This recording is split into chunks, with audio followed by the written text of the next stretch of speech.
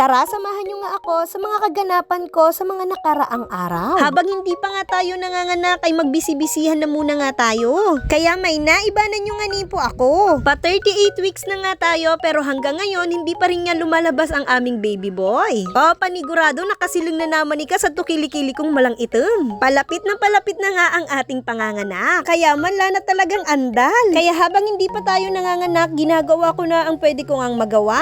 Anytime nga kasi ay pwede na rin talagang lumabas nga itong si baby boy. Nakaposisyon na rin siya kung saan siya lalabas at saka nga po may mga sign of labor na rin akong nararamdaman. Kaya naghalo na rin nga ang aming mga feelings. Kinakabahan, natatakot, happy, excited, basta. Di ko na rin nga pinapakalat sila Musumi sa bahay para pag nanganak nga ako at pag uwi namin ay malinis. Nakaprepare na rin yung mga gamit na dadalhin namin kung sakali nga akong manganak. At panigurado, pag nanganak nga ako, magsasara kami ng tindahan. Pero ang sabi ko, kailangan ay isang araw lang kami pwedeng magsara ng tindahan dahil madaming bayaran at saka nga po kailangan nga namin magbukas. Maray kung mayaman kita, tadawa magtaga-ula-ula na sana kita. Kaya pag nanganak nga ako ay si paring M lang nga po ang madalas nga po sa may tindahan. At kailangan din nga natin magsikap dahil ang tingin nga sa atin ng karamihan ay mayaman tayo. Uy, sana all. Malapit na tayong yumaman, pera na lang ang kulang. Sa nagsasabing hindi nga ako exercise, uy, gabi lang ang aking pahinga. Dahil pagsapit ng umaga, lahat na nga umiikot sa mga gawain nga po. Guys,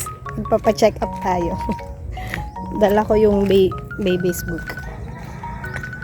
Maglalakad muna tayo dahil wala tayong masakyan. Nung mga araw na to ay magpapacheck up nga po ako sa lying in. Wala akong kasama dahil may pasok nga po si Musumi. At si paring M naman ang naiwan sa may tindahan dahil siya ang bantay. Sa migo nga kung sari po ako mingigin sa dilangani po agkubalatan. First time ko din manganganak sa may lying in dahil nung nanganak ako kay Musumi sa may hospital ako. Dahil nung time na manganganak ako kay Musumi bawal daw ang panganay sa may lying in. Kaya nagdiretso kami kadto sa hospital. Pagkatapos ko nga ning magpa-check up, nagsaid-said man ako sa gating ngay kailangan nga ni po, tapos idana kami mga mapanira. Namili ako ng kaunting mga kasangkapan sa pagluluto. Lahat nga talaga ng bilihin ay pamahal na rin ng pamahal. Kaunti lang yung pinamili ko at saka uuwi na rin nga po ako. Dito rin nga pala sa bahay namin ay sobrang tataas na rin ng damo. Kaya nag-decide na rin nga si paring M na magpapademolition na lang kami ng mga damo. Sobrang napapamahal din nga kasi kami sa pagpapagrass cutter dahil mahal na din ang gasolina.